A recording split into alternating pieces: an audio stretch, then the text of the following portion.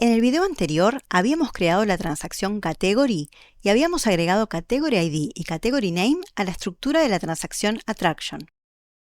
Veámoslo en ejecución. F5.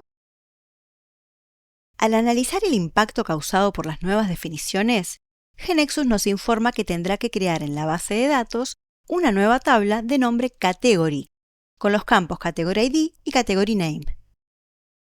Vemos que los tipos de datos que se crearán en la base de datos coinciden con los dominios en los que estaban basados los atributos, y que además el atributo Category ID será autonumerado. También nos informa que creará un índice por clave primaria por el atributo Category ID. Siempre creará índice por clave primaria. Sobre esto hablaremos más adelante. Si ahora observamos el informe para la tabla Attraction, indica que va a ser modificada.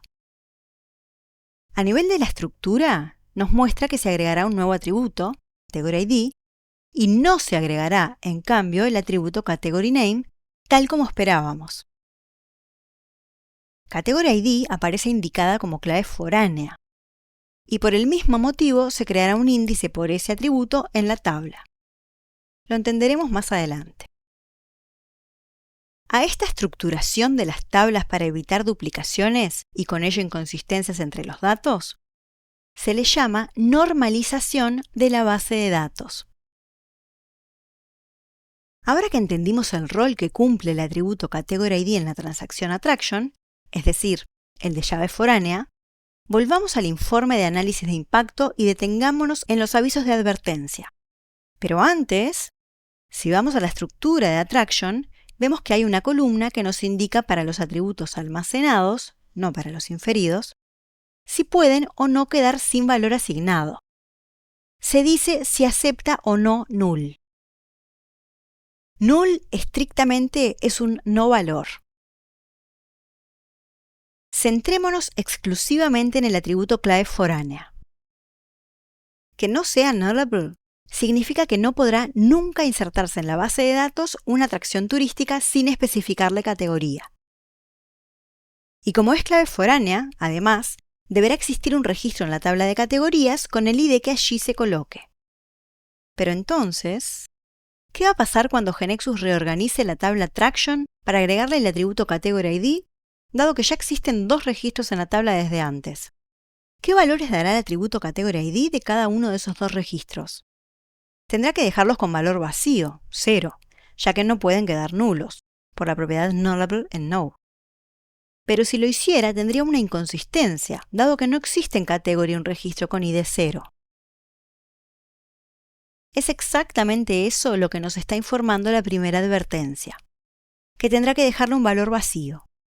Pero al hacerlo, viene la segunda advertencia, que nos dice que la tabla Category es referenciada por la tabla Attraction y que al menos un atributo que es clave foránea no acepta nulos. Observemos que indica que el nuevo atributo tendrá por defecto valor 0, por lo cual si en la tabla de atracciones hay registros, como es nuestro caso, va a tener que agregar a la tabla Category un registro con ID 0 para que no le falle la integridad referencial. Es la única manera de mantener la consistencia, es decir, que toda atracción turística referencie a una categoría existente.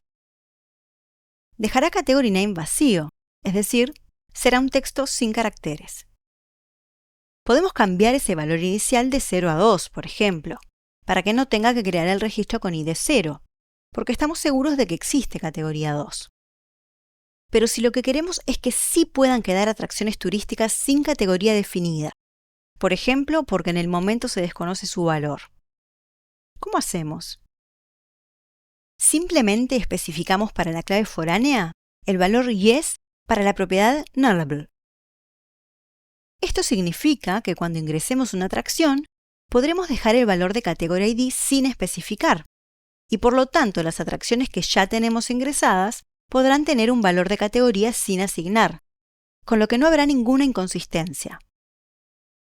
Salvemos y presionemos F5 nuevamente. Los warnings desaparecieron.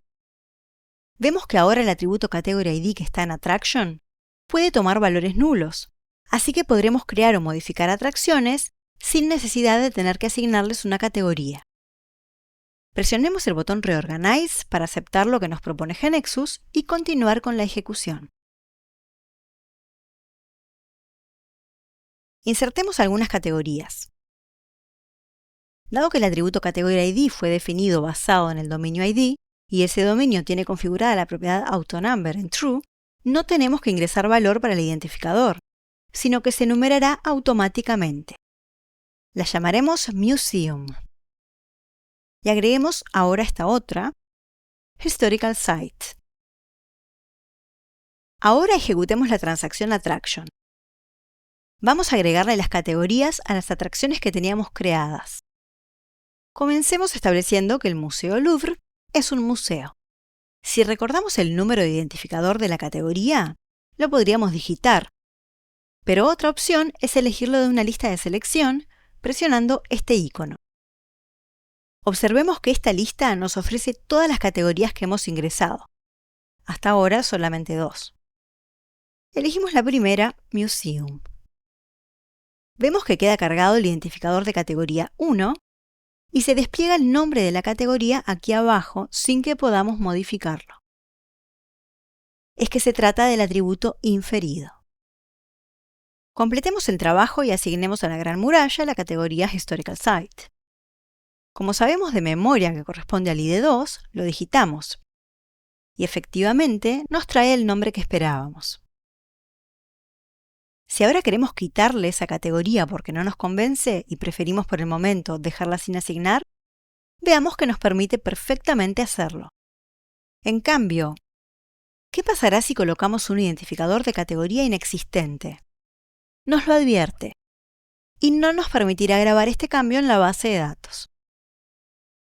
En definitiva, al colocar aquí un valor distinto de vacío y salir del campo, la transacción está realizando de manera transparente el control de integridad referencial, yendo a la tabla Category a buscar el registro con este ID.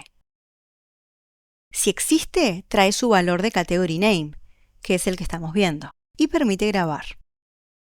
Si no existe el registro, entonces despliega el mensaje de error y no permite grabar. ¿Y qué pasará si queremos eliminar la categoría Historical Site? La transacción no lo permite. Es que si lo hiciera, la atracción de Great Wall nos quedaría referenciando a una categoría que ya no existe. Quedaría una referencia colgada. La base de datos se nos volvería inconsistente. Apreciamos entonces que para eliminar un registro de category, la transacción lanza de manera transparente una búsqueda en la tabla Attraction para verificar que no exista ninguna atracción que tenga a esta que se quiere eliminar como su categoría. Veamos que si agregamos una nueva categoría y la intentamos eliminar, no fallará la eliminación.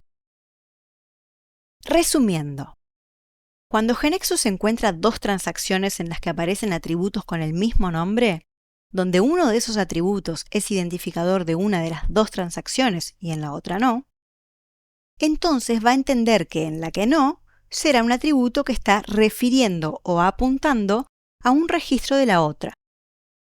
Este atributo estará almacenado en la tabla, pero con un rol especial, el de clave foránea. El otro atributo que se repite será atributo secundario en esta transacción. Estará almacenado físicamente en su tabla, por lo que será inferido en esta otra transacción, lo que significa que no estará presente en esta tabla. Justamente su valor se irá a buscar a la tabla referenciada a partir de la clave foránea. A partir de estas relaciones entre las entidades, GeneXus agrega todo el código necesario a ambas transacciones para que siempre controlen la integridad referencial.